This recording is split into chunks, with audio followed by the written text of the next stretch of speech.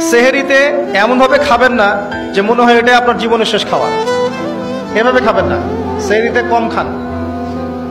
যত বেশি খাবেন তত বেশি আপনি অলস হয়ে যাবেন। মুসলিমদের উচিত নয় খুব বেশি ভরপেট খাওয়া।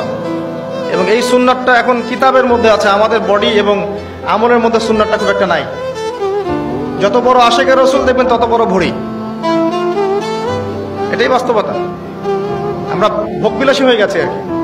এটা আখিরুজ জামানের সাইন। নবী সাল্লাল্লাহু আলাইহি ওয়াসাল্লাম বলেছে শেষ জামানে এক শ্রেণী মানুষ আসবে যাদের উঁচু ভুঁড়ি থাকবে, ঠেস দিয়ে বসে থাকবে এবং আরাম প্রিয় হবে।